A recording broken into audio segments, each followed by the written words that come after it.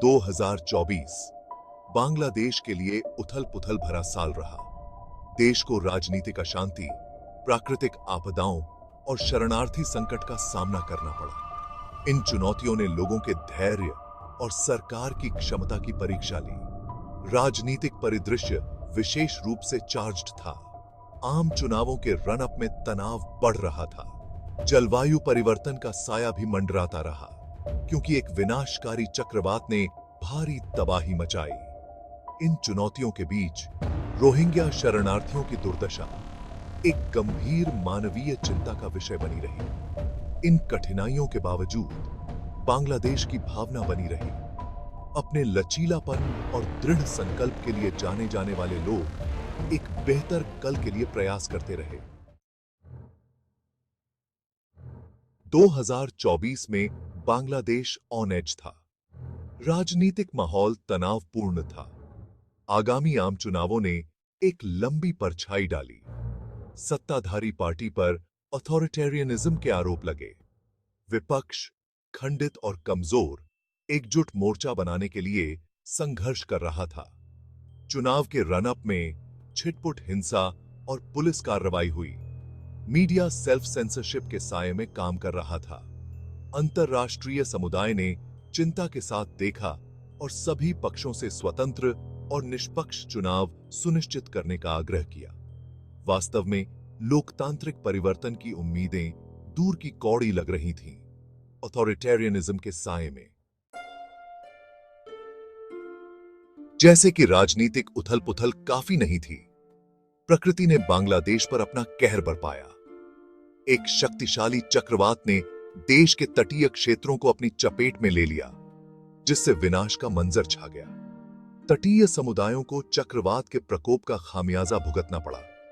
घर मलबे में तब्दील हो गए, फसलें छपटी हो गईं और आजीविका बिखर गई। चक्रवात के बाद मूसलाधार बारिश हुई, जिससे व्यापक बाढ़ आ गए।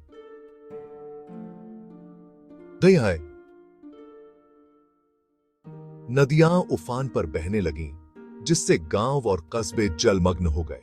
चक्रवात और बाढ़ के संयुक्त प्रभाव ने लाखों लोगों को संकट में डाल दिया। विस्थापन, भूख और बीमारी आसन्न खतरे बन गए। आपदा ने जलवायु कार्रवाई की तत्काल आवश्यकता की याद दिला दी। Section 4, the Rohingya crisis, a continuing struggle. अपनी चुनौतियों के बीच बांग्लादेश रोहिंग्या शरणार्थी संकट से जूझता रहा। म्यांमार में हिंसा और उत्पीड़न से फ्लीइंग रोहिंग्या शरणार्थियों का आना 2017 में शुरू हुआ था। बांग्लादेश ने अपनी सीमाओं के बावजूद रोहिंग्या के लिए अपने दरवाजे खोल दिए थे, उन्हें आश्रय और सहायता प्रदान की थी। 10 लाख से अधिक शरणार्थियों की उपस्थिति ने देश के संसाधनों पर सिग्निफिकेंट स्ट्रेन डाला। ओवरक्राउडेड और अंडर रिसोर्स्ड शिविरों को स्वच्छता, स्वास्थ्य सेवा और शिक्षा की चुनौतियों का सामना करना पड़ा।